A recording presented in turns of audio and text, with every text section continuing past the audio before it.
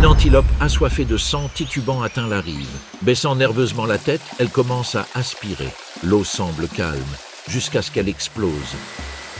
Un crocodile du Nil surgit d'en bas, piégeant une jeune antilope dans un tourbillon de dents et d'eau. C'est fini en quelques secondes. Dans ce fleuve, la mort est toujours à portée d'erreur. C'est le Nil sauvage.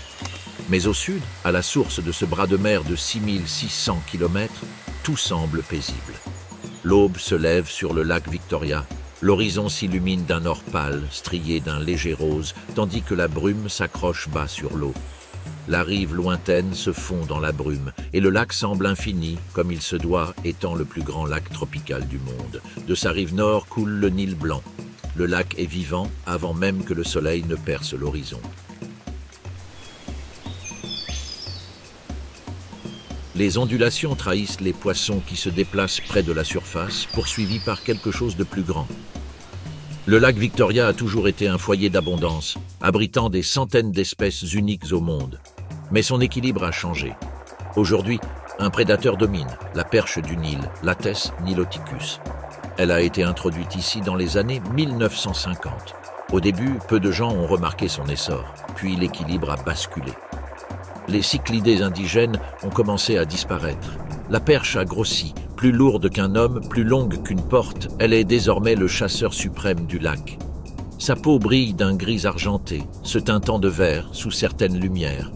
Sa tête est massive, ses mâchoires garnies de dents conçues pour saisir et avaler ses proies entières. La perche du Nil préfère les heures sombres, chassant dans le voile de l'aube et du crépuscule. Au crépuscule, une ombre guette parmi les roseaux ou sous une branche tombée. Un banc de tilapias passe. Le prédateur s'élance, une poussée, une morsure, et le lac prend une nouvelle vie. Le jour, lorsque la chaleur est au rendez-vous, il se retire dans des profondeurs plus fraîches. Là, il reste hors de portée des crocodiles qui rôdent dans les eaux peu profondes. Les perches adultes évoluent en eau libre, tandis que les jeunes se cachent dans la végétation près du rivage, se nourrissant d'insectes et de petits poissons.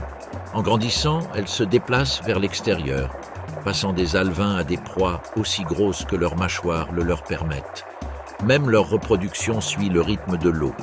Lorsque les pluies font grossir le lac et que la nourriture est abondante, elles frayent dans les plaines inondables peu profondes. Les œufs flottent, minuscules êtres vivants jetés par le courant, emportés vers des nurseries couvertes d'algues où la survie est un pari contre d'innombrables autres bouches. Seule une fraction survit. Mais ceux qui y parviennent peuvent vivre des décennies. Cependant, ce triomphe porte une ombre. La perche a ravagé une grande partie de la richesse naturelle du lac. Les cyclidés colorés, qui comptaient autrefois des centaines d'espèces, sont au bord de l'extinction. Ici, c'est l'eau qui décide des gagnants et des perdants, mais les décisions humaines ont changé les règles. Le long des baies bordées de papyrus, un autre chasseur s'éveille. Un éclair de feu et de saphir entre les roseaux. Pas plus grand qu'une main humaine, le très territorial martin pêcheur à collier, Corytornis cristatus, domine sa portion de rivage. Dos bleu métallique, poitrine orange flamboyante, couronne mouchetée de taches irisées et long bec cramoisi en forme de poignard.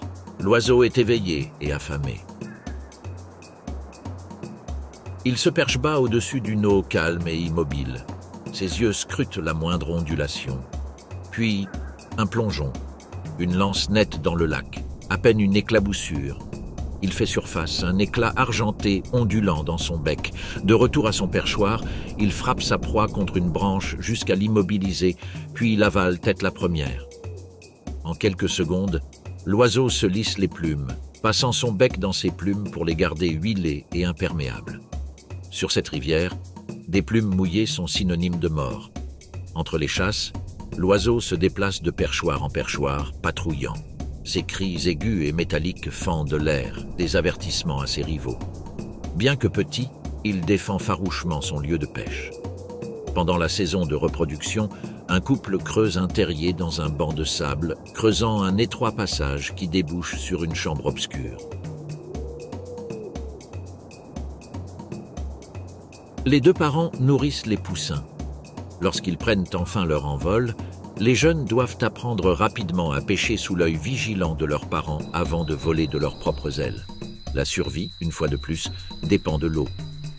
L'abondance de nourriture pendant les saisons humides renforce les couvées. Les sécheresses sévères sont synonymes de faim, de silence et de nids vides. Là-haut, une nouvelle voix brise le silence. Ce long cri roulant appartient à l'aigle pêcheur africain, Aliaetus. Vocifère. Tête blanche et corps brun, il scrute la surface depuis un arbre imposant. Un éclair trahit le mouvement, un poisson nage trop près de l'air. L'aigle s'élance. Ailes déployées, il plane bas, serres déployées. Impact, l'eau explose tandis que les serres se referment. Si le poisson est assez petit, 2 kilos ou moins, l'aigle le soulève sans difficulté. Si la proie est trop lourde, l'oiseau n'abandonne pas. Battant des ailes, il traîne sa proie jusqu'au rivage, la tirant sur la surface du lac. Fort, mais pas sans limite, il mesure constamment sa puissance au poids du don de l'eau. Même sa reproduction est liée au calendrier aquatique. Durant les mois secs, lorsque la clarté favorise la chasse, les couples élèvent leurs poussins. Leur nid est une immense plateforme de brindilles, réutilisée année après année, atteignant une largeur de 2 mètres. De ces hauteurs, les aigles chantent, patrouillent et défendent. Aujourd'hui, cependant, au lever du soleil, la brume se dissipe. Le lac Victoria s'étend à perte de vue. Sa surface scintille comme une plaque de métal martelé, mais chaque ondulation cache un drame. Les martins pêcheurs plongent, les aigles hurlent, les crocodiles se faufilent sous l'eau. Ici commence le Nil, et déjà sa puissance est évidente. L'eau règne sur tout. Les tilapias sont des poissons de petite taille, mais leur pâturage, leur reproduction et leur alimentation soutiennent le réseau trophique du lac. Les perches s'en nourrissent. Les oiseaux dépendent d'eux. En fin de compte, leur sort est celui de tous. Juste au-delà des cachettes du tilapia, l'eau déborde de quelque chose de beaucoup plus gros. De loin, on dirait des rochers éparpillés sur le lac, leurs yeux et leurs narines perçant la surface. Mais l'eau bouillonne et un corps de la taille d'un tonneau se déplace. Hippopotame, hippopotamus. Les amphibius passent leurs journées ici, presque en absenteur, la peau rafraîchie par le lac, le corps dissimulé sous sa surface. Ils semblent paisibles, dérivant en troupeaux le long des bancs de sable. Mais le calme est trompeur. Les mâles dominants gardent farouchement leurs étendues d'eau. Ils proclament leur domination par des nuages de fumier, projetés haut dans le ciel avec leur queue et par des grognements sourds et tonitruants qui traversent la baie. Ici, le son se propage loin. Chaque message avertit ses rivaux. Cette mare est occupée. Au crépuscule, l'ambiance change. Les troupeaux s'agitent, des sentiers battus, des hippopotames émergent de l'eau. Leurs corps énormes luisant d'une sueur rougeâtre qui agit comme une protection solaire et une armure contre les infections. Ils remontent silencieusement sur le rivage, se déplaçant à une vitesse surprenante pour des animaux de leur taille. Ils broutent toute la nuit. 40 kilos d'herbe en une seule journée, coupés proprement avec leurs larges lèvres. Ils errent sur des kilomètres à la faveur de l'obscurité, avant de retourner à l'aube à leur mare, le ventre plein, la gueule verte d'herbe. Les jeunes apprennent le rythme dès leur plus jeune âge. Nés en eau peu profonde ou sur des berges en pente, ils s'accrochent aux flancs de leur mère, attirés vers la sécurité de l'eau dès que le danger approche. Les mères les protègent, les tenant à l'écart des mâles dominants, leur apprenant les chemins de la rivière à la prairie et inversement. Pour ces jeunes, survivre signifie se souvenir des traditions. Sans eau, pas d'abri, sans herbe, pas de vie. La rivière offre les deux. Tandis que les hippopotames se reposent dans la chaleur du jour, l'air appartient aux oiseaux. Sur les troncs blanchis et les affleurements rocheux, les cormorans déploient leurs ailes, leurs plumes sombres luisant au soleil. Cette pose n'est pas une question de vanité, c'est une nécessité. Leurs plumes sont moins imperméables que celles de la plupart des oiseaux aquatiques. Sous l'eau, cela les aide à plonger et à se déplacer avec agilité, se tordant comme des flèches pour chasser les poissons. Mais après chaque plongée, il faut qu'elles sèchent. Le soleil fait le travail. Une fois prêtes, elles s'élancent à nouveau, pattes battantes, ailes repliées, plongeant dans les profondeurs. Les tilapias se dispersent. L'un d'eux est attrapé, fermement maintenu dans son bec crochu. De retour à la surface, l'oiseau retourne sa proie, l'aligne à l'envers avant de l'avaler d'un seul coup, avec habileté. Sur une même bûche, plusieurs peuvent se rassembler, se reposant côte à côte, le regard alerte tourné vers le ciel. Alors qu'ils plongent pour échapper à la faim, ils doivent remonter à la surface pour éviter de devenir eux-mêmes des proies. Le cri du balbuzard pêcheur le leur rappelle. À Jinja, le lac se rétrécit. Autrefois étendu comme un océan, l'eau se rassemble désormais dans un canal. C'est la source du Nil Victoria. Son embouchure glisse à travers les roseaux, serpente autour des rochers et amorce un voyage vers le nord qui sculptera des paysages et façonnera des vies. Le débit s'accélère, donnant le rythme à ce qui attend en aval. Puis le fleuve rencontre la pierre. Aux chutes Murchison, le large Nil s'enfonce dans une gorge d'à peine 7 mètres de large. La transformation est soudaine, violente. Une nappe d'eau immobile se transforme en un torrent tonitruant. La chute est connue sous le nom de chaudron du diable. Les embruns explosent vers le ciel, nourrissant une bande de verdure sur les falaises. Fougères, mousses, orchidées, la vie s'accrochant partout où la vapeur d'eau le permet. Des libellules voltigent au soleil, des papillons dansent dans la brume. Les chutes rugissent, comme elles le font depuis des millénaires. Et en contrebas, là où les embruns se transforment en brume, se cache le plus ancien souverain du fleuve. Le crocodile du Nil, Crocodilus niloticus. Il se fond dans la vase et les roseaux, sa peau tachetée aussi grise que les bancs de sable où il se prélasse. Seuls ses yeux et ses narines trahissent sa présence. Sous la surface se trouve le reste. 4 mètres de muscles blindés, sa queue enroulée comme un ressort. Ses mâchoires, criblées de dents coniques, sont faites non pour mâcher mais pour saisir. Une fois attrapé, rien ne lui échappe. Le crocodile est patient. Il ne poursuit pas sa proie dans l'eau comme un balbuzard pêcheur, ni ne brouter comme un hippopotame. Il attend des minutes, des heures. Une antilope s'approche trop près. D'un coup, le calme est rompu. L'attaque est instantanée, le résultat certain. La queue fouette, le corps se tord dans une contorsion mortelle et le fleuve lui-même semble se resserrer autour de la victime. Les crocodiles ne sont pas que des tueurs, cependant. La nuit, les mères retournent sur les bancs de sable où elles ont enterré leurs œufs des semaines auparavant. Pourtant, l'un des pillards les plus tenaces du Nil attend déjà, élégant et implacable, le varan du Nil, Varanus niloticus, rôde aux abords de la colonie. Grâce à sa langue vibrante et à ses griffes acérées, il peut s'enfoncer profondément dans un nid en quelques minutes, dévorant des dizaines d'œufs avant même que la mère ne remarque son intrusion. Mais ce soir, le lézard n'a pas cette chance. Un simple mouvement de queue de la mère crocodile disperse sable et prédateurs. Les antilopes, les buffles et les zèbres qui tentent de traverser les grands fleuves d'Afrique se trouvent souvent gravement désavantagés. Leur force et leur vitesse sur terre deviennent inutiles en eau profonde, où ils se fatiguent rapidement et perdent leur aisance de manœuvre. Même les puissants hippopotames, plus grands et plus agressifs que la plupart des animaux fluviaux, ne peuvent rivaliser avec l'accélération soudaine d'une attaque rapprochée d'un crocodile. Pourtant, les hippopotames ne sont pas sans défense. Lorsqu'ils sont attaqués, ils peuvent riposter avec des mâchoires suffisamment puissantes pour broyer des os. Ces rencontres sont rares, mais illustrent l'équilibre des forces dans les écosystèmes fluviaux où le crocodile du Nil règne en maître. Le corps du crocodile est conçu pour l'embuscade. Ses membres sont courts, mais suffisamment robustes pour traîner son énorme masse jusqu'aux berges et lui permettre de prendre de rapides accélérations si nécessaire. Sa durée de vie est dictée par la température, la saison et le rythme du fleuve lui-même. Comme tous les reptiles, les crocodiles sont ectothermes, dépendant de la chaleur extérieure pour réguler leur organisme. Une grande partie de leur cycle quotidien est consacrée à la thermorégulation. Au petit matin, ils rampent souvent sur des bancs de sable ou des rochers lisses, immobiles, la gueule ouverte. Cela permet à la chaleur de s'échapper, une version reptilienne de la transpiration. À midi, lorsque le soleil devient brûlant, ils glissent dans la rivière pour se rafraîchir, flottant souvent avec seulement leurs yeux et leurs narines exposées. À la tombée de la nuit, ils reprennent brièvement le soleil avant de se mettre en embuscade en silence. Leur régime alimentaire est principalement aquatique. Les jeunes crocodiles se nourrissent d'abord d'insectes, d'amphibiens et de petits poissons, tandis que les adultes se tournent vers des proies plus grosses comme les poissons, les oiseaux et les mammifères. Ils attendent sur le rivage, patients et immobiles, incarnation même de la furtivité.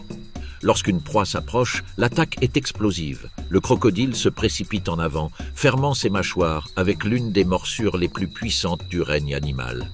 La proie, qui se débat, est entraînée sous l'eau où elle se noie avant d'être déchiquetée. Ne pouvant pas mâcher, les crocodiles ont recours au fameux rouleau de la mort. Une manœuvre de torsion qui arrache la chair des os et leur permet d'avaler des morceaux entiers. Ils peuvent passer des semaines, voire des mois, sans manger. Leur instinct territorial est également très fort.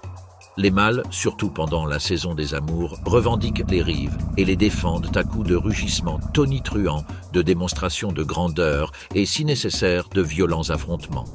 Ces combats, bien que féroces, dégénèrent rarement au point de causer des blessures invalidantes. Après tout, la survie dépend de la force. Les femelles adoptent un autre type de protection. Bien que moins territoriales, elles protègent farouchement leur zone de nidification. La parade nuptiale commence à la fin de la saison sèche, lorsque les mâles attirent leurs partenaires par des vocalises graves, des coups de tête dans l'eau et des bousculades. Lorsque les pluies adoucissent les berges, les femelles creusent des nids jusqu'à 1 demi-mètre de profondeur, y déposant entre 25 et 80 œufs. Le nid est dissimulé sous la terre et la végétation, qui servent à la fois de camouflage et d'isolation. Pendant près de 3 mois, la mère reste à proximité. Finalement, de faibles pépiments s'élèvent du fond. Les jeunes remontent à la surface. La mère les prend délicatement dans ses mâchoires et les porte jusqu'à l'eau. Pendant plusieurs semaines, elle les protège, une tendresse rare chez un reptile redouté pour sa férocité. Malgré tout, leur survie est mince. De nombreux nouveau-nés sont la proie de poissons, d'oiseaux et même d'autres crocodiles. Les survivants, quant à eux, grandissent et deviennent des régulateurs essentiels de leur écosystème, contrôlant les populations de poissons et éliminant les animaux malades ou affaiblis des troupeaux qui viennent s'abreuver. Même les restes de leur repas nourrissent les charognards, recyclant les nutriments dans l'organisme. Malgré leur réputation de solitaires, les crocodiles du Nil affichent un comportement social surprenant. Ils peuvent se prélasser côte à côte, leurs corps disposés en hiérarchie, les plus grands s'arrogeant les places les plus prisées et la priorité sur la nourriture. Lors des migrations saisonnières des poissons, des dizaines d'individus se rassemblent à des endroits précis le long des chenaux, chacun prêt à intercepter les proies qui passent. Si la compétition est inévitable, une certaine tolérance existe également, surtout lorsque les ressources sont abondantes. Les crocodiles et les humains a toujours été complexes. Les anciens Égyptiens les vénéraient à travers le dieu Sobek, divinité associée à la fertilité, à la force et à la force vitale du Nil. Des temples lui étaient dédiés et des crocodiles étaient parfois gardés dans des bassins sacrés. De nos jours, cette relation est plus conflictuelle. En Afrique rurale, où les populations s'approvisionnent en eau et en poissons dans les mêmes rivières, les rencontres peuvent s'avérer mortelles. La destruction de leur habitat, la chasse pour leur peau et la persécution ouverte ont réduit leur nombre dans certaines régions, mais le crocodile du Nil conserve une remarquable capacité d'adaptation. Les réserves protégées et les parcs nationaux protègent d'importantes populations. Le parc national de Murchison Falls, en Ouganda, abrite l'un des territoires les plus spectaculaires du Nil pour les crocodiles, où le fleuve traverse une gorge étroite avant de se jeter dans de larges bassins calmes et riches en proies. Beaucoup plus au nord, le lac Nasser, créé par le haut barrage d'Assouan, à la frontière entre l'Égypte et le Soudan, est devenu un autre bastion. Sur toute sa longueur, le Nil continue de créer des sanctuaires pour les crocodiles. Dans des endroits comme les vastes zones humides de Soud, au Soudan du Sud, l'isolement lui-même fait office de refuge. Ici, les crocodiles restent largement indemnes, errant dans l'une des dernières véritables étendues sauvages du bassin du Nil. Dans les zones plus calmes, les crocodiles partagent leur espace avec les hippopotames. Cette relation est prudente mais fonctionnelle. Les hippopotames, concentrés sur le pâturage, enrichissent les eaux en nutriments, tandis que les crocodiles régulent les populations de poissons et de proies. Les crocodiles évitent les hippopotames adultes. mais peuvent s'attaquer aux petits vulnérables, un risque qui provoque de féroces défenses maternelles. Lorsque la tension monte, les hippopotames chassent les intrus. Mais à chaque règle son exception. Dans la rivière Ruzizi, dans le bassin du Congo, à quelques 1200 km du lac Victoria, des histoires circulent à propos d'une ombre plus que de chair et de sang. Il s'appelait Gustave. Ce crocodile du Nil ne ressemblait à aucun autre. Mesurant près de 6 mètres de long, plus long qu'une camionnette et pesant plus d'une tonne, il était devenu une légende. Bien que jamais documenté par les scientifiques, de nombreuses victimes sont attribuées à cet énorme reptile.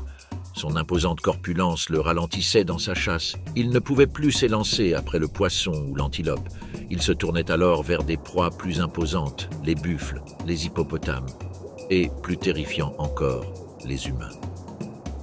Les premières histoires de Gustave remontent au milieu du XXe siècle. Des pêcheurs, revenant de la rivière, racontaient l'histoire d'un monstre qui renversait les bateaux sans prévenir. Les villageois avertissèrent les enfants de ne pas jouer sur la berge. Pour certains, Gustave n'était pas seulement un crocodile, mais une malédiction envoyée par la rivière elle-même. D'autres le croyaient un esprit immortel, trop vieux et trop fort pour mourir. Sa peau portait l'histoire de combats contre les hommes et les bêtes, blessures par balles qui n'ont pas réussi à le tuer, coupures de lance, marques témoignant de tentatives désespérées pour mettre fin à son règne. « On ne peut pas tuer Gustave », disaient certains villageois, car Gustave n'est pas qu'un crocodile. Au fil du temps, la réputation du reptile s'est répandue bien au-delà du Burundi. Des rapports non vérifiés l'ont accusé d'être responsable de centaines de morts. Des estimations plus prudentes évoquaient moins de 60 décès. Mais pour ceux qui vivaient le long des rives de la Ruzizi, les chiffres importèrent peu. La peur tenait les gens à l'écart de l'eau aussi efficacement que les faits. Des scientifiques et des documentaristes sont venus découvrir la vérité. L'herpétologiste Patrice Fey a mené la tentative la plus ambitieuse. Construire un immense piège en acier renforcé de poutres, appâté de chèvres vivantes et surveillé par des caméras cachées. Pendant des semaines, la cage est restée en eau peu profonde. Les villageois se rassemblaient au crépuscule, espérant capturer le grand crocodile. Mais Gustave n'y est jamais entré. Les équipes de tournage ont traqué les rumeurs pendant des années. Parfois, elles ne captaient qu'un tourbillon d'eau ou une vague lointaine trop importante pour être confondue avec quoi que ce soit d'autre. D'autres fois, une tête gigantesque émergeait juste assez longtemps pour rappeler qui régnait sur la rivière. Puis elle s'est envolée comme un fantôme.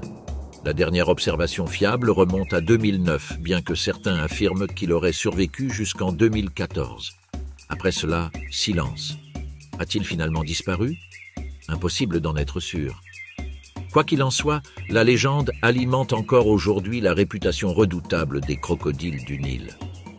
Plus au nord, le Nil, après avoir franchi son passage le plus étroit, s'élargit à nouveau pour poursuivre sa paisible course. Des prairies brûlées par le soleil qui bordent le fleuve, les premières silhouettes de géants émergent. Ce sont des éléphants de savane africaine, l'Oxodonta africana. Leurs mouvements lents et mesurés trahissent leur poids de plusieurs centaines, voire milliers de kilos. La matriarche mène la danse. Ses oreilles éventent l'air comme des bougies, le sang circulant dans ses veines délicates, rafraîchissant son corps imposant. Chaque pas s'enfonce dans la terre sèche, marquant un rythme plus ancien que la mémoire. Autour d'elle, filles, sœurs et éléphanteaux la suivent. Le troupeau uni se déplace comme un seul homme. Les mâles sont absents. Ils errent seuls ou dérivent en groupes dispersés de mâles, ne traversant que sur les bords. La matriarche se souvient. Elle garde en mémoire une carte de survie, des points d'eau cachés en période de sécheresse, des plaines inondables sûres à traverser, des sentiers qui mènent à l'ombre et aux arbres fruitiers lorsque la terre craque sous le soleil. Elle guide sa famille sur ces routes. Jeunes et vieux, mâles et femelles, ils se fient à leur instinct sans hésitation. Ils doivent, pour survivre. Un grondement sourd se propage dans la zone humide. Les humains ne l'entendent pas, mais le troupeau, lui, l'entend. Les infrasons se propagent sur des kilomètres. L'herbe brise leur champ de vision, mais l'appel les maintient ensemble. Les jeunes trébuchent, leurs petites pattes chancelantes sous leurs corps énormes. Ils se réfugient sous leur mère pour se protéger. Les juvéniles restent près de la matriarche, absorbant des signaux subtils, mouvement de la trompe, battement d'oreilles, murmure bas. Chaque geste est porteur de sens, avertissement, conseil, réconfort. La rivière apparaît. La matriarche marque une pause. Elle évalue le niveau de l'eau, teste le courant et évalue l'approche de la berge. Leur trompe balaye les mares peu profondes, absorbant des litres d'eau visqueuse.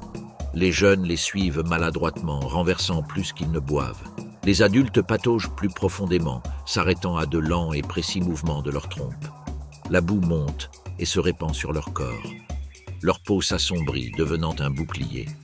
Contre le soleil brûlant, contre les insectes piqueurs, contre le rythme effréné de la vie ici. La nourriture ne s'arrête jamais. Leurs trompes déracinent les plantes aquatiques, cassent les branches et arrachent les feuilles tendres des arbres riverains. Cependant, la zone humide n'est pas exempte de danger. Les crocodiles du Nil flottent dans des canaux plus profonds, invisibles, patients, dans l'attente. Un éléphant adulte ne peut être menacé, mais les éléphantos sont vulnérables. Les adultes serrent les rangs, formant un mur de protection vivant. Leur unité est à la fois un bouclier et une force. Le troupeau se déplace à nouveau, suivant d'anciens couloirs. La pluie domine le paysage. Lorsque les eaux montent, l'équilibre bascule. Les prairies se transforment en lacs. Les sentiers autrefois asséchés sont submergés. Les prédateurs déplacent leur terrain de chasse. Les éléphants naviguent avec une mémoire plus ancienne que l'inondation elle-même. Les graines traversent les excréments, semant la vie loin de leur source. De larges pattes creusent des chemins dans les hautes herbes, créant des autoroutes pour d'autres créatures. Les lits des rivières asséchées révèlent des eaux cachées lorsque les pluies se font rares. La vie persiste. Le soleil monte plus haut. Les ombres rétrécissent sous les corps massifs. Les éléphantos s'arrêtent dans les flaques d'eau, expérimentant la boue. Les juvéniles s'exercent au mouvement de la trompe, apprenant la coordination, l'imitation et les signaux d'alerte subtils. La matriarche observe, scrutant l'horizon. Ses oreilles frémissent.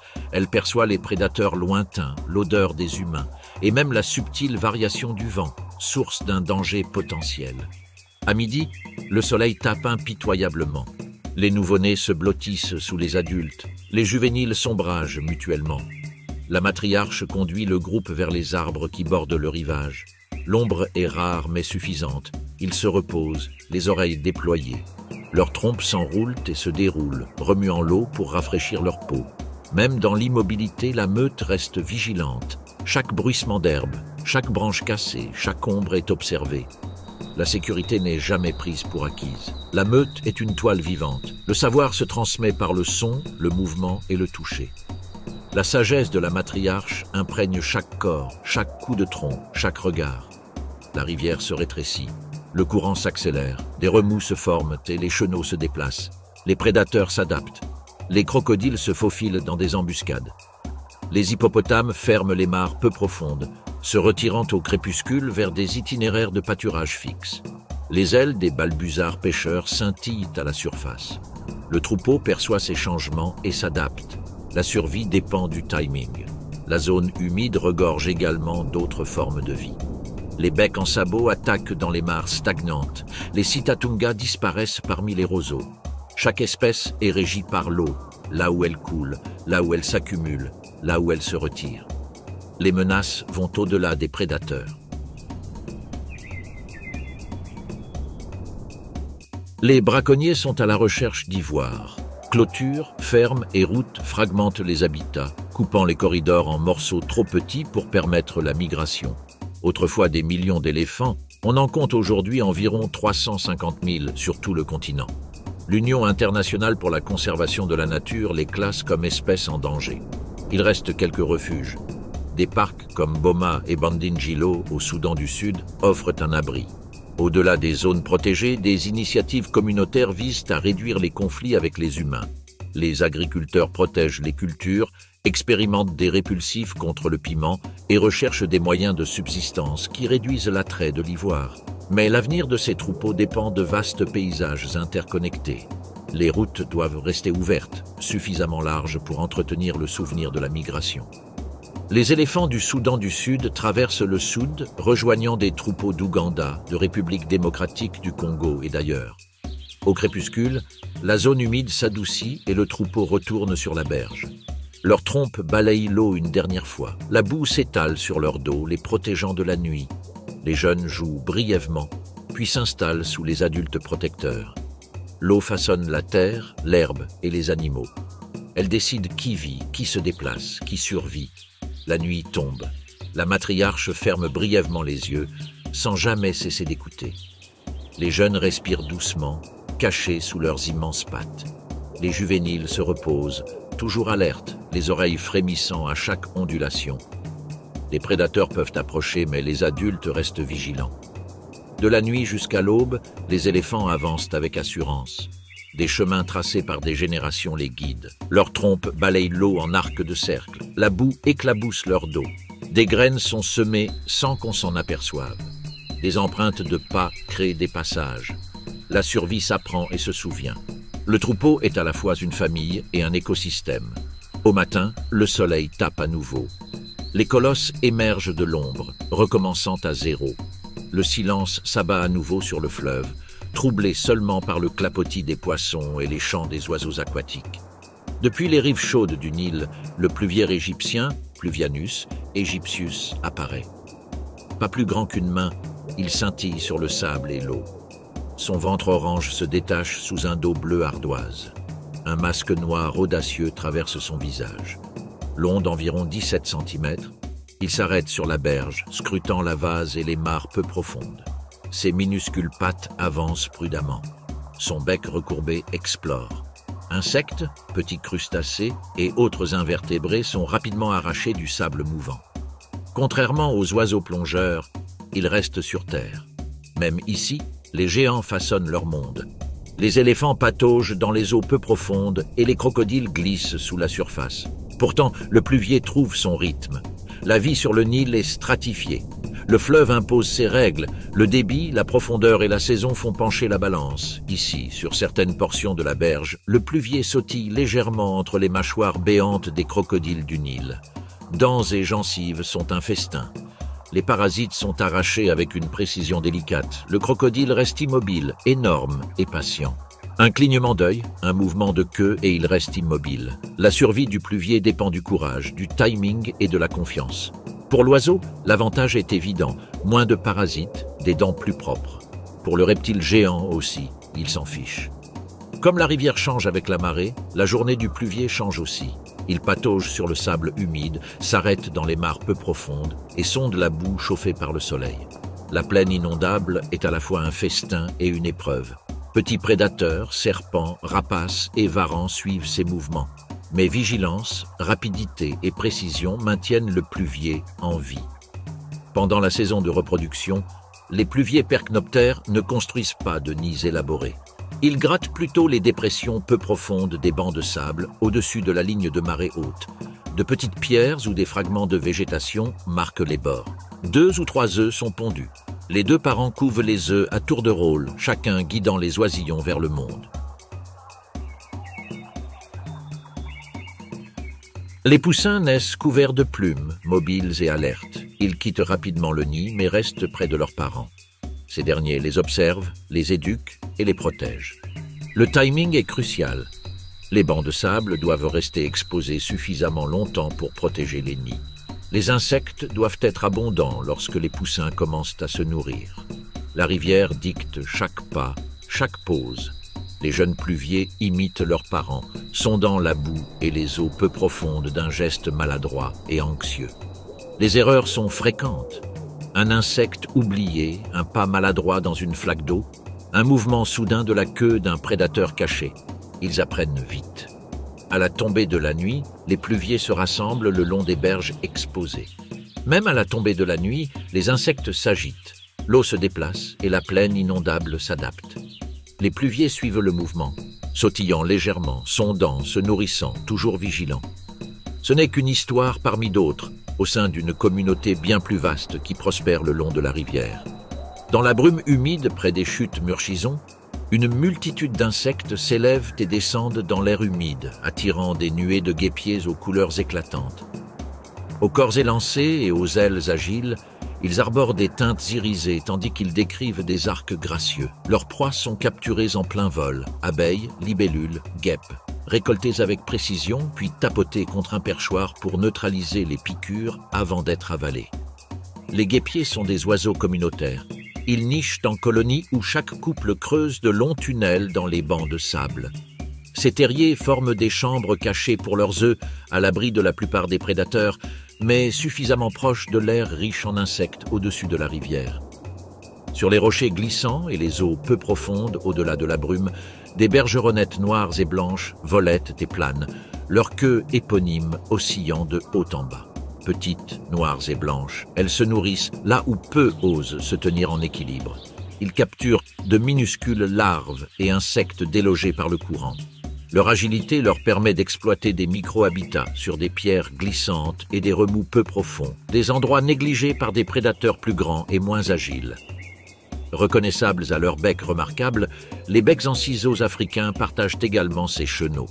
Leur mandibule inférieure est allongée. Elle est conçue pour fendre la surface de l'eau lorsqu'ils la survolent à basse altitude. Dès qu'un poisson ou un invertébré touche le bec immergé, la mandibule supérieure se referme, capturant la proie avec une rapidité étonnante. Les becs en ciseaux se déplacent souvent en groupes lâches et coordonnés, leur vol synchronisé projetant des ombres ondulantes sur la rivière. Pour la nidification, ils privilégient les bancs de sable ouverts où ils grattent les dépressions peu profondes pour y déposer leurs œufs. Au-delà de ces rassemblements, le Nil lui-même change de nature. Après avoir été confiné dans la gorge rocheuse des chutes Murchison, le fleuve déploie sa force sous une forme plus lente et plus large. Il devient alors le Nil Albert, serpentant vers le nord à travers de vastes plaines inondables. Le courant ralentit, serpentant entre des masses de papyrus qui dominent l'horizon. Ces denses étendues de végétation s'élèvent à plus de 3 mètres, formant des murs verts si denses que peu de lumière pénètre dans leurs parties inférieures. Les marais de papyrus sont un monde à part, alourdis par l'humidité et animés de mouvements cachés. Sous la surface, les racines s'entremêlent en d'épais tapis, tandis qu'au-dessus, les tiges se balancent doucement au gré du vent. D'innombrables poissons, grenouilles et insectes y trouvent refuge et les oiseaux adaptés à la vie parmi les roseaux prospèrent dans cette densité protectrice. Pour les animaux plus grands, en revanche, le papyrus peut être à la fois un sanctuaire et une barrière. Pourtant, ici réside une créature parfaitement conçue pour le marais. À première vue, rien ne bouge. Le marais retient son souffle. Les grenouilles coassent. Un héron prend son envol, blanc sur fond d'obscurité. Puis les roseaux s'agitent, une ondulation se propage. Du silence, une silhouette émerge, brune, ébouriffée, silencieuse. L'antilope Sitatunga, Tragelaphus, Speki, avance. Il n'appartient pas à la savane ouverte. Ici, pas de grands troupeaux, pas de sabots résonnant dans les vastes plaines. Ses cousins vivent au soleil. Le bubal dans l'herbe sèche, le koudou dans la forêt tachetée. Mais le Sitatunga a choisi l'ombre. Il a choisi l'eau et le silence. Ses sabots s'écartent à mesure qu'il avance. De longs doigts s'étalent dans la boue, en équilibre sur un sol qui en engloutirait d'autres tout entiers. Il ne coule pas, il flotte. Chaque pas est prudent, réfléchi. Là où le marais tremble, il glisse. Son pelage est rugueux et imperméable. Des gouttelettes glissent dessus, formant des perles ondulantes. Dans la lumière, l'animal scintille de rayures brunes, noires et vertes. Dans l'ombre, il se dissout. Les mâles sont plus grands et plus lourds. Leurs cornes enroulées se tordent comme des cordes de bois poli, armes de combat, symboles d'apparat. À l'aube, lorsque la lumière ruisselle comme de l'argent à travers les roseaux, ils se nourrissent, broutant des carex et des papyrus qu'aucune autre antilope n'ose toucher. Leurs lèvres se recourbent, à droite, arrachant les tiges, arrachant les feuilles. Et lorsqu'elles se rencontrent, elles s'entrechoquent. Les cornes s'entrechoquent. La boue éclabousse. L'eau ondule. Une brève tempête dans le marais. Puis le silence revient. Plus silencieuses, plus petites et sans cornes, les femelles se déplacent différemment. Elles se glissent dans des abris plus profonds, guidant les jeunes vers des herbiers cachés. Un nouveau-né gîte aplati, respirant à peine, sa fourrure tachetée de taches pâles. Immobile, invisible. Le marais le cache. Des crocodiles dérivent à proximité, gueules béantes juste sous la surface. Les jeunes restent immobiles, seuls les roseaux s'agitent. Le danger passe. Mais le marais n'est jamais sûr.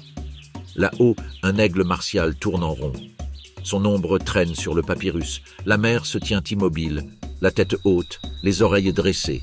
L'aigle fond. Une attaque d'en haut, serre prête. Mais le Sitatunga ne court pas à découvert. Il plonge vers l'eau. Un plouf. Puis le silence.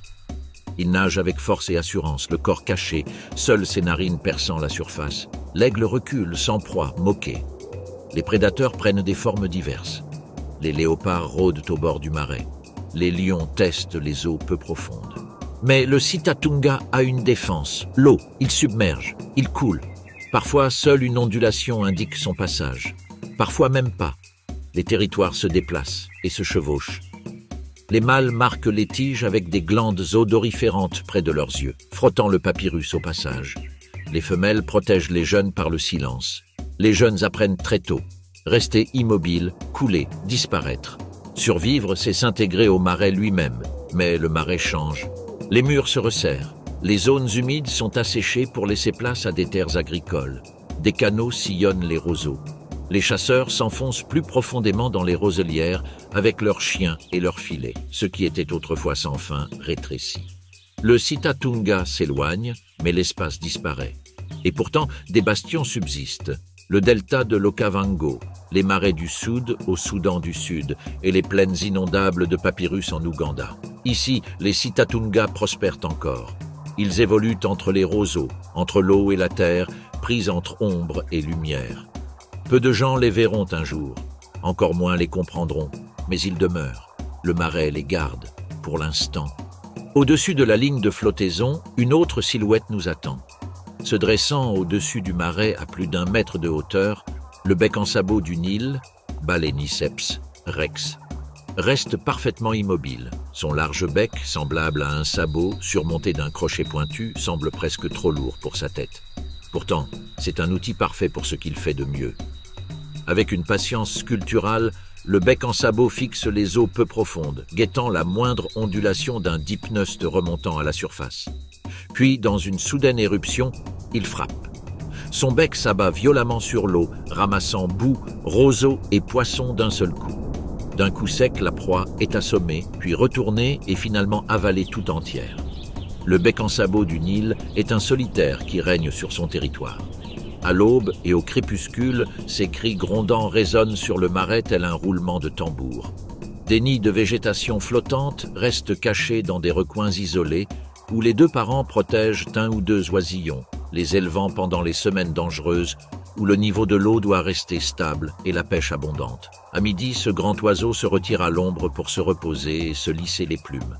Sous l'eau, cependant, un autre prédateur domine. Avec son corps profilé et ses flancs à peine ombragés, le poisson-tigre africain, Hydrocinus vitatus, scintille comme du mercure vivant dans des canaux transparents. Sa bouche est hérissée de dents entrelacées et acérées, chacune ancrée dans l'os, capable de déchirer les écailles d'une proie. Une poussée de vitesse et l'attaque est terminée en un éclair. Libellule effleurant la surface, petit poisson nageant en banc, même le poussin insouciant d'un oiseau trop près de l'eau. N'importe qui peut être victime. La plupart des poissons tigres mesurent jusqu'à 70 cm. Des spécimens exceptionnels peuvent dépasser les 15 kg. Les pêcheurs les apprécient pour leur férocité. Les pêcheries locales dépendent d'eux comme prédateurs et comme ressources. Mais dans la nature, ils sont le pouls du courant transformé en chair et en nageoires. Aux abords du marais, l'air appartient à des êtres plus légers et plus délicats. Parmi les nénuphars flottants, un oiseau châtain aux doigts incroyablement longs marche comme en apesanteur. Le jacana africain, Actophilornis africanus, surnommé le marcheur de lys, répartit son poids avec une telle finesse qu'il marche sur les plantes aquatiques sans presque aucune ondulation. Son plumage châtain, sa face blanche et son bec bleu pâle le camouflent lorsqu'il attrape ses proies. Insectes, larves et escargots sont ses proies préférées. Il est intéressant de noter que les jacanas inversent également l'ordre des rôles. Les femelles, plus grandes, se disputent les mâles et pondent leurs œufs dans de simples nids flottants. Une fois la couvée terminée, Le mâle prend le relais. Il couve patiemment les œufs, les faisant tourner à la chaleur du jour, les protégeant de son ombre, et à l'éclosion, guidant les petits poussins duveteux sur l'eau. En cas de danger, il les cache sous ses ailes. S'avançant dans les eaux peu profondes, une silhouette solitaire avance avec une autorité silencieuse. Le héron géant Ardea. Le héron Goliath est le plus grand héron de la planète. Pouvant atteindre 1,50 m de haut et plus de 2 mètres d'envergure, il règne sur les cours d'eau poissonneux des lacs, rivières, marais et lagunes. Son plumage brun-roux le distingue des autres lorsqu'il avance péniblement. Son long cou oscille légèrement au rythme de l'eau, puis il se fige. Pendant quelques minutes, il reste immobile, se figeant à sa vue perçante pour détecter la moindre lueur d'écailles sous la surface. Le moment venu, il n'hésite pas. Son cou se déroule à une vitesse explosive et son bec en forme de poignard transperce l'eau. Saisissant ou embrochant un poisson trop lent pour s'échapper, il en extrait son repas. Les gros poissons sont sa principale proie, mais grenouilles, reptiles et même invertébrés aquatiques sont parfois victimes de ses attaques précises. Après un tel effort, la grande aigrette se retire vers des terrains plus calmes. Là, elle se lisse de petits coups de bec, lissant chaque plume et restaurant l'imperméabilité qui lui permet de patauger et de chasser si efficacement. La solitude caractérise cet oiseau. Il ne tolère aucun rival près de son territoire de pêche préféré, défendant farouchement les meilleurs endroits contre les autres hérons et les oiseaux aquatiques. Bien qu'il puisse voler avec puissance sur de longues distances, il s'éloigne rarement de ses repères familiers, retournant saison après saison sur les mêmes étendues d'eau. À l'arrivée de la saison de reproduction, le rythme de la solitude change. Des nids de branches, parfois gigantesques, apparaissent dans les grands arbres où les roselières dansent près de l'eau. Mâles et femelles partagent l'élevage des poussins, mais une fois la saison terminée, ils reprennent leurs habitudes solitaires. Au-delà des bas-fonds, le paysage change.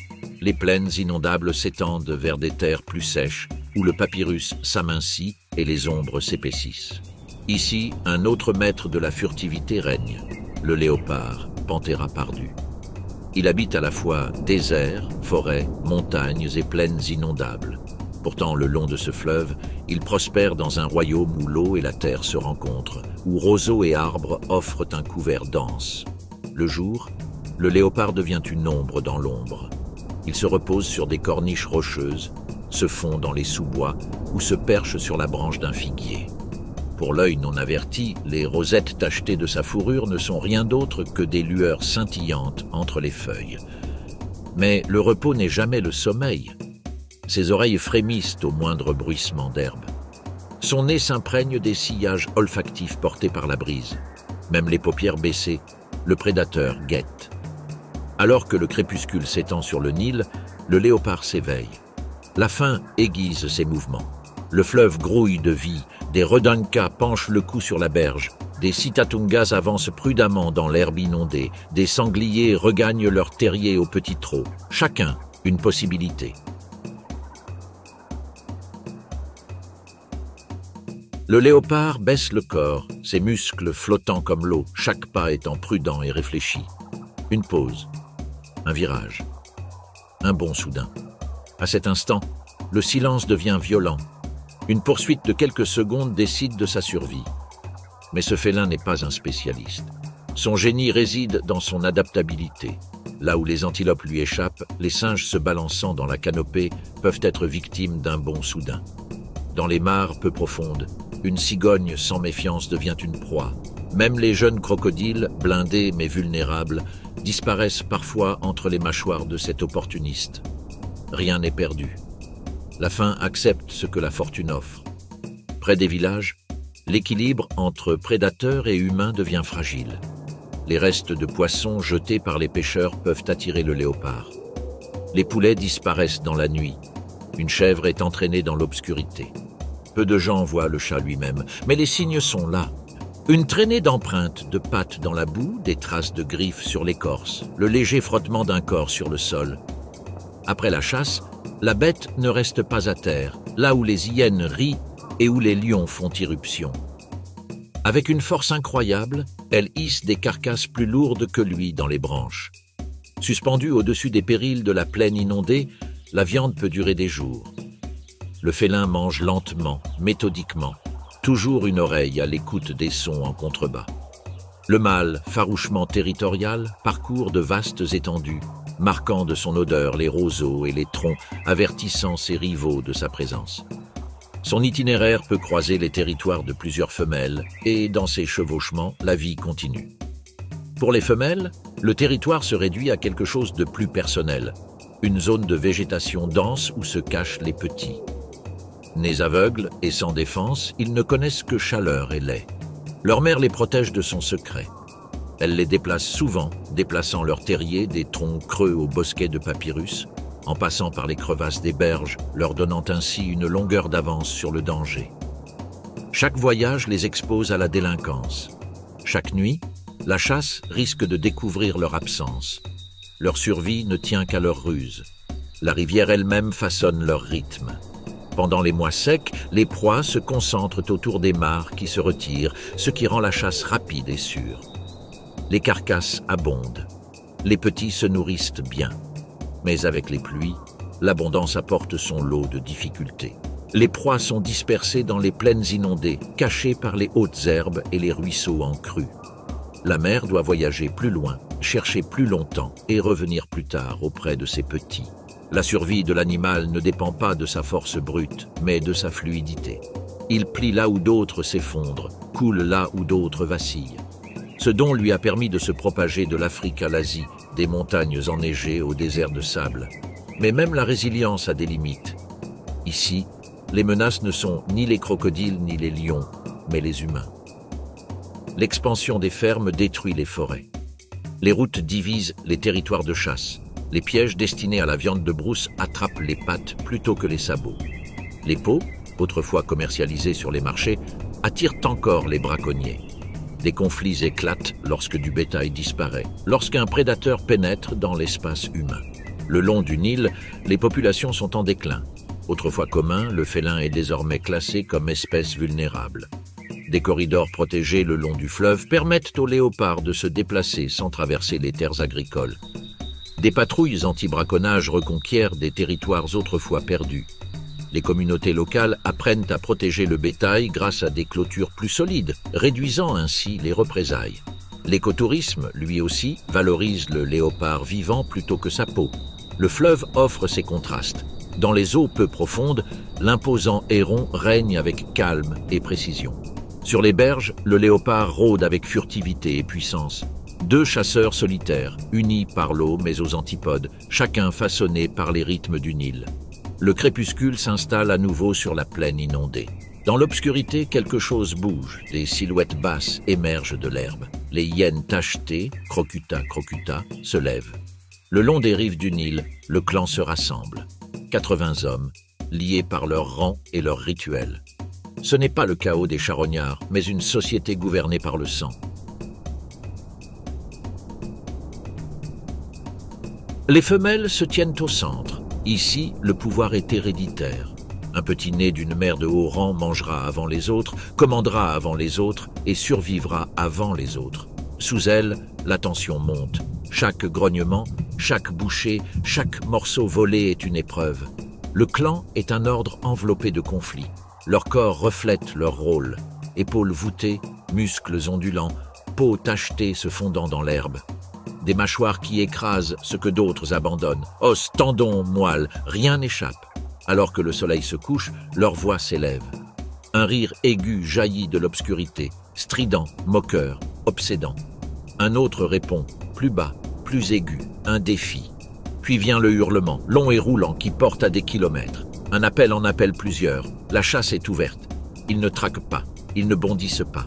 Ils courent. Leur force réside dans leur résilience. Les zèbres le sentent en premier. La panique s'empare du troupeau. Les sabots s'éparpillent, la poussière s'agite. Les hyènes maintiennent leur rythme implacable. Les faibles vacillent, les poumons tendus, les muscles défaillants.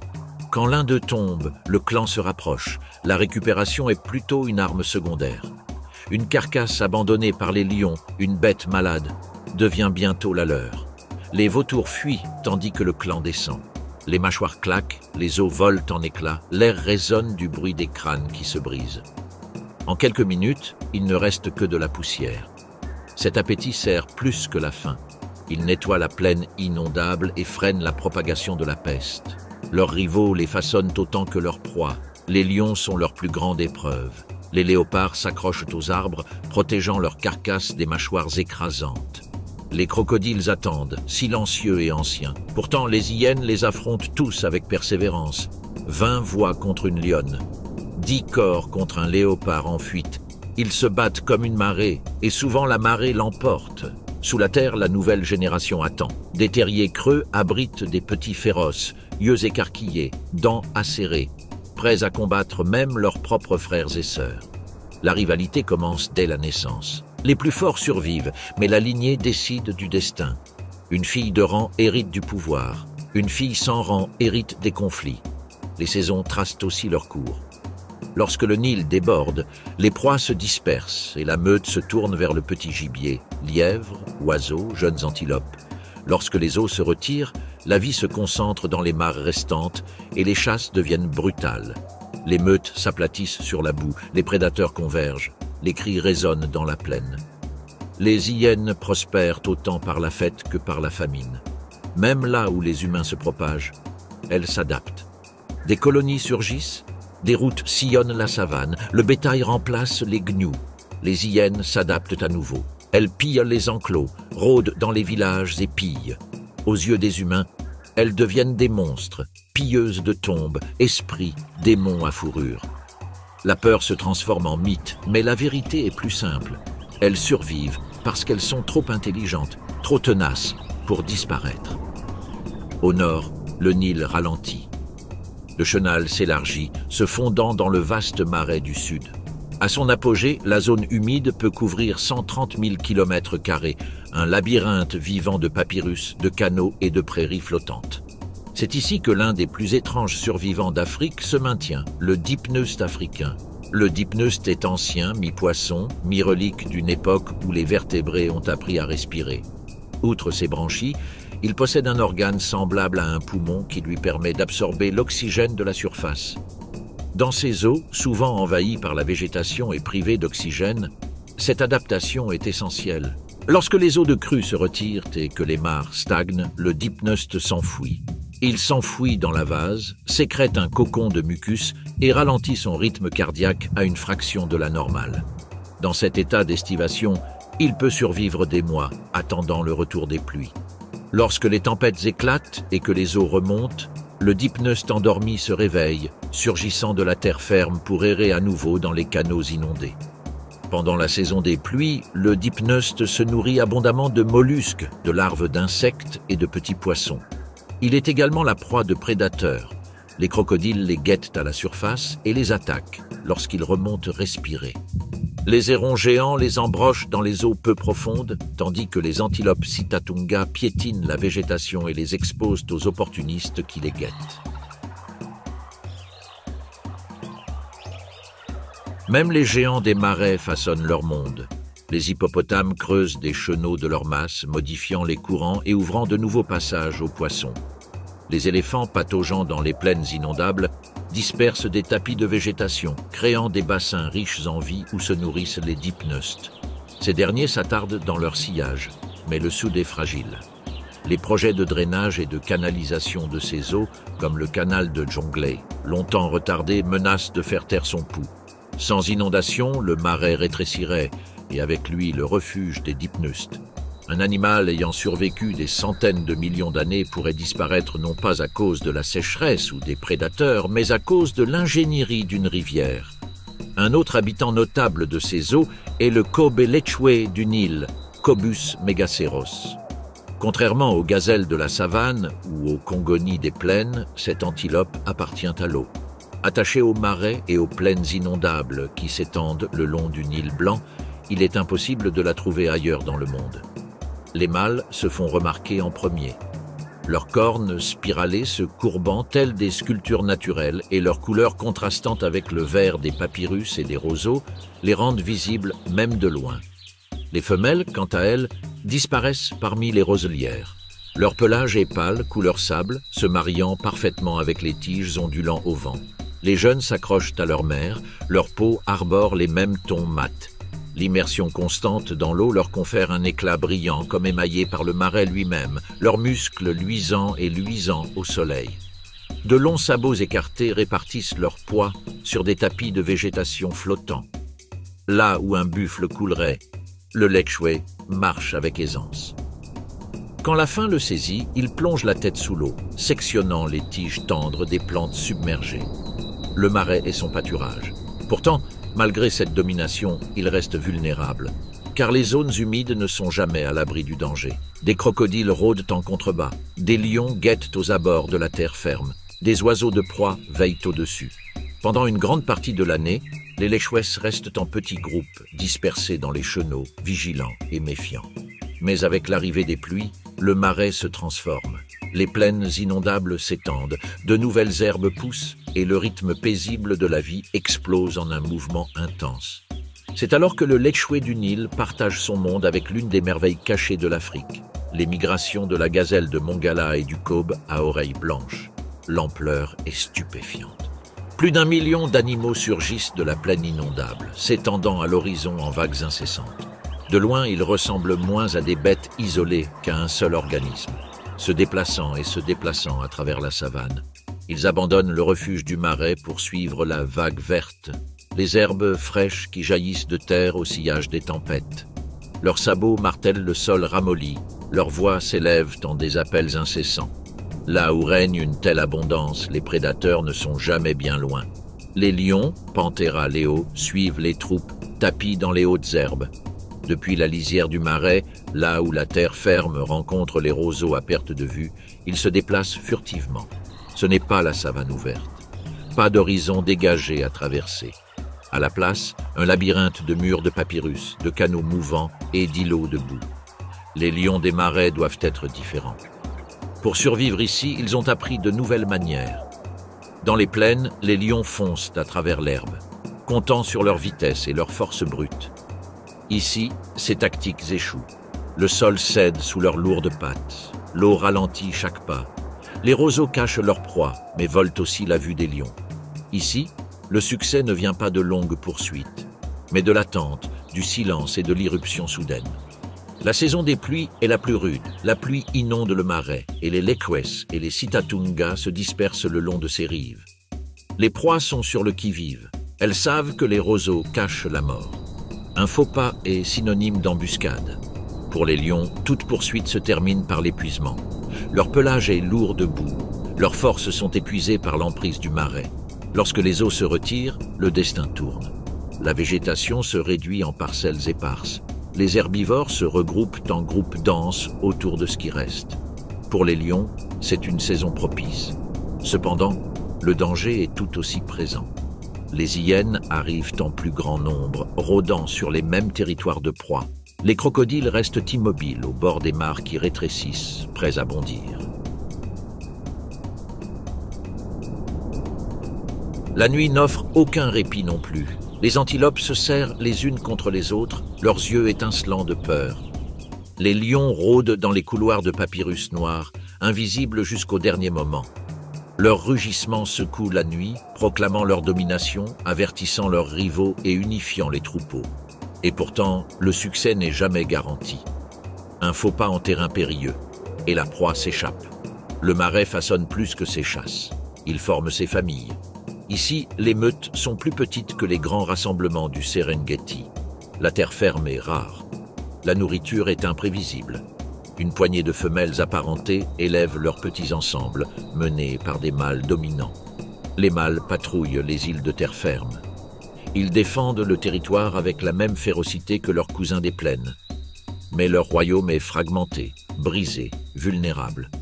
Les hyènes ne sont jamais loin. Elles suivent les lions, guettant le moment de faiblesse. À la chasse, elles bondissent, leur caquetage emplissant l'air, leur courage renforcé par le nombre. Parfois, elles gagnent, dispersant la meute et s'emparant du butin. D'autres fois, les lions ripostent. Un seul coup, une morsure écrasante et les charognards battent en retraite. Pourtant, ils reviennent, encore et encore. Et puis il y a les crocodiles. Un lion qui s'approche pour boire risque plus que la soif. Un lionceau qui s'approche trop peut disparaître en un instant, entraîné sous la surface. Même les adultes ne sont pas en sécurité. Les crocodiles attaquent avec une force explosive, et les lions le savent. Ils boivent vite, scrutant l'eau du regard, prêts à battre en retraite au premier mouvement. Cet endroit ne permet pas d'avoir un véritable roi. Les lions règnent peut-être sur le pays, mais le marais est partagé. Au-delà de ce marais, le sort des lions s'assombrit. Autrefois, leur rugissement résonnait dans les déserts, les forêts et les plaines, de l'Atlantique à l'océan Indien. Aujourd'hui, l'UICN les classe comme espèces vulnérables. En Afrique de l'Ouest, leur situation est encore pire, avec des populations classées en danger critique d'extinction. Seuls le Serengeti, le Mara, l'Okavango, le Kruger et l'Etosha abritent encore des groupes prospères, soutenus par de vastes écosystèmes et protégés par la volonté humaine. Dans le marais, cependant, la lutte continue. Tandis que lions et antilopes dominent le drame des prédateurs et des proies, le ciel au-dessus du Nil raconte une autre histoire. La vie-faune s'épanouit dans une étonnante diversité. Les pélicans blancs planent à l'unisson, leurs ailes scintillant d'un or pâle au soleil. Les hérons cendrés se dressent tels des statues sur la berge, attendant leur proie. Cigognes, canards et ibis se rassemblent en groupes denses lorsque le retrait des eaux révèle de riches aires de nourrissage. Chaque saison apporte son lot de nouveaux arrivants, les visiteurs migrateurs venus d'Europe et d'Asie venant grossir les populations locales. Pendant un bref instant, le marais résonne de leurs cris. Au-delà du labyrinthe du sud, les canaux du Nil commencent à se rétrécir. Les hautes murailles de roseaux s'estompent et le marais s'ouvre sur la plaine inondable du Bahr el Ghazal, au Soudan du Sud. Ici, le paysage s'étend à perte de vue, endormi une grande partie de l'année. Ses herbes desséchées, ses lits réduits à des chenaux peu profonds. Mais lorsque les pluies tombent sur les hautes terres lointaines, elles balayent ce bassin et le réveillent. Les étendues desséchées se transforment en nappes scintillantes d'eau argentée. Les herbes verdissent, reconstituant le sol et rechargeant les aquifères cachés. Des éleveurs arrivent de bien au-delà de la plaine, attirés par cette transformation saisonnière par un instinct plus vieux que la mémoire. L'espace d'un instant, la vie s'épanouit. Le premier signe de vie est souvent un son. Les cris claironnants des grues couronnées s'élèvent au-dessus du cœur des grenouilles et des insectes. Ces oiseaux s'élèvent à près d'1 mètre de hauteur, leur plumage gris contrastant avec leur couronne dorée qui accroche la lumière à chaque mouvement. Alors que les eaux s'étendent, des couples s'élancent dans les airs. S'inclinant et dansant, ailes déployées, leurs voix résonnant, ils cimentent des alliances durables ou en nouent de nouvelles. Ce spectacle est synchronisé avec la montée du fleuve. Si les eaux se retirent trop vite, leurs nids tissés de roseaux sont vulnérables. Ici, comme partout dans le Nil, la survie dépend du rythme de l'eau. Sous leurs ailes, les plaines s'assombrissent sous la masse des buffles d'Afrique. Les épaules baissées, leurs cornes recourbées, brillent à la surface tandis qu'ils progressent vers les herbes aquatiques tendres. Ces troupeaux, parfois forts de plusieurs centaines, se nourrissent à l'aube et au crépuscule, conservant leur énergie face à la chaleur en se réfugiant à l'ombre ou dans l'eau. Leur masse remue les bords du marais, traçant des chemins pour les plus petits. À leur côté, les antilopes tiang traversent les plaines. Elles se déplacent en troupeaux plus lâches, leurs corps élancés prêts à pivoter au moindre frémissement dans l'herbe. Lorsque les prédateurs testent les troupeaux, les tiangs réagissent par des dizaines de décisions dispersées. Leurs têtes se redressent brusquement, leurs pattes prêtes à bondir en longues enjambées. Mais la plaine inondable ne reste pas éternellement abondante. À mesure que la saison sèche avance, les eaux baissent, les herbes reculent, laissant derrière elles une boue craquelée. Les oiseaux qui autrefois occupaient le ciel s'envolent en vastes formations, disparaissant vers des aires de nourrissage lointaines. Les brouteurs suivent la verdure qui recule, leurs sentiers se rétrécissant avec la diminution des zones humides. Ceux qui restent s'adaptent, testant la raréfaction des ressources de la terre. Et puis, presque sans transition, la vaste zone humide disparaît. Le fleuve coule au cœur aride du Soudan. Ses rives se rétrécissent en un ruban vert entouré de désert. Depuis la lisière du désert, elle pénètre dans la lumière, petite, délicate, mais sculptée pour survivre, les gazelles d'Orca, Gazella d'Orcas. Le crépuscule est leur heure. Ils se déplacent silencieusement, rapides, alertes, évaluant toujours le risque. Leur pelage sableux brille pâlement le jour, puis se fond dans les dunes la nuit, camouflage parfait. Ils s'approchent de l'eau, leurs pattes fines effleurent à peine le sable. Un silence, les oreilles frémissent, les nez se dressent, chaque son est évalué. Ce n'est que lorsque le silence se maintient qu'ils baissent la tête pour boire. Même alors, ils ne se relâchent jamais. Les muscles restent tendus, prêts pour le saut qui décidera de leur vie ou de leur mort. Le désert n'offre rien de facile.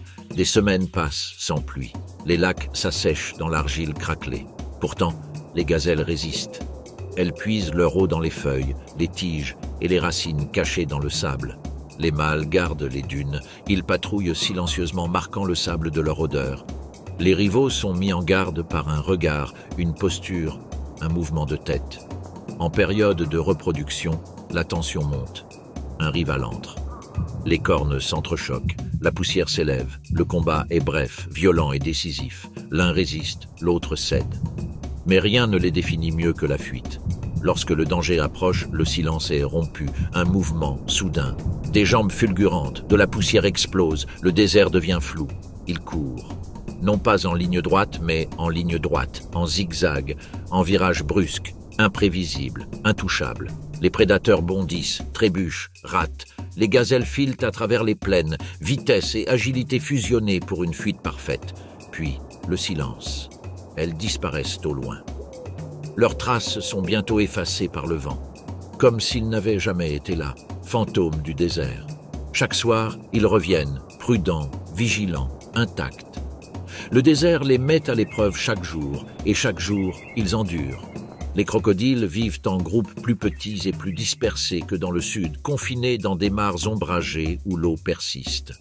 Le jour, le désert semble vide, seul le lent balancement des caravanes de chameaux le traverse. Mais la nuit, ils s'éveillent. Les gerbilles sautillent erratiquement entre leurs terriers, les lièvres du désert s'avancent vers les herbes clairsemées et les fennecs glissent tels des fantômes sur les dunes. À l'aube, la surface se vide à nouveau. Et même ici, le Nil perpétue l'histoire. Son cours se rétrécit et s'accélère entre des affleurements granitiques, se déversant dans des rapides connus depuis des siècles sous le nom de cataractes.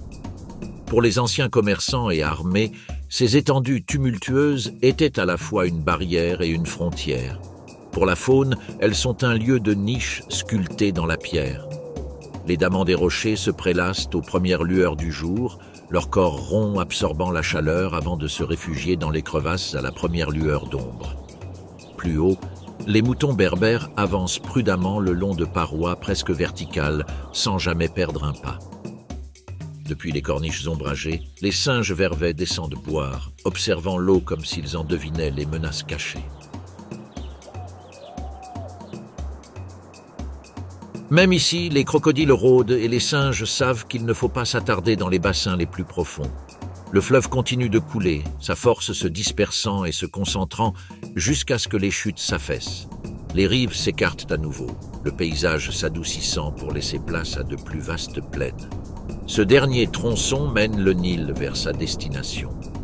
Au nord de l'Égypte, après un voyage de 6650 km, il se dissout dans la Méditerranée par le grand éventail du delta. Vu d'en haut, le delta se déploie telle une main verte sur l'ocre du désert. Depuis des millénaires, ce lieu nourrit hommes et créatures. C'est un carrefour, un sanctuaire, une scène où l'air, la terre et la mer se rencontrent. Les oiseaux arrivent les premiers. Des milliers d'entre eux descendent sur des vagues changeantes, leurs ailes transformant l'horizon en mouvement. Les flamants roses avancent gracieusement. Longs coups courbés, têtes penchées, puisant leur vie dans les lagons peu profonds, ils se déplacent ensemble, un rythme rose et blanc se détachant sur l'eau calme. Des roselières, des hérons pourprés s'élèvent tels des ombres libérées, leurs battements d'ailes lents et lourds d'intention. Les hérons chevelus s'immobilisent à mi-chemin, jusqu'à une attaque rapide, précise, définitive.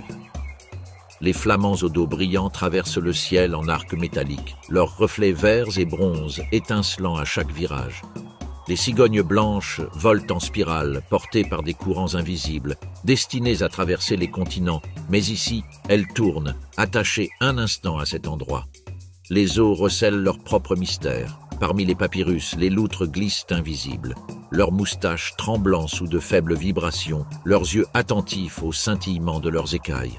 Elles chassent, disparaissent, retournent vers des rivages secrets où le soleil réchauffe leur épais pelage. Elles passent des heures entre faim et repos. Sous elles, les tortues à carapace molle du Nil restent cachées dans le limon. Seule une ondulation, une paire de narines perçant la surface, trahit leur présence, puis une vague, soudain, implacable. Elles appartiennent au courant lui-même, mi-chair, mi-ombre. Les poissons grouillent, là où le don du fleuve rencontre la soif de la mer. L'eau douce entre en collision avec l'eau salée, transportant des nutriments dans des flots invisibles. Ici, la vie se rassemble en nombre, se nourrissant et se reproduisant. Parfois même les dauphins franchissent cette frontière. Et pourtant, malgré son abondance, le delta est fragile. La montée des eaux avance, léchant la terre, salissant le sol où se dressaient autrefois de hautes cultures. En amont, les barrages étranglent le courant. Sans ce flux incontrôlé, la terre s'affaiblit. Chaque année, l'équilibre penche davantage, la main verte se rétrécit, son emprise sur la survie se relâche. Pour l'instant, le delta tient bon, les roseaux fléchissent, mais se relèvent. Les oiseaux reviennent, comme toujours. Les poissons se rassemblent, les loutres nagent, les tortues attendent. La vie persiste, même lorsque les probabilités penchent vers la perte. Depuis des siècles, le Nil apporte ici son dernier don, se déployant en canaux, alimentant des marais et s'étirant vers la mer.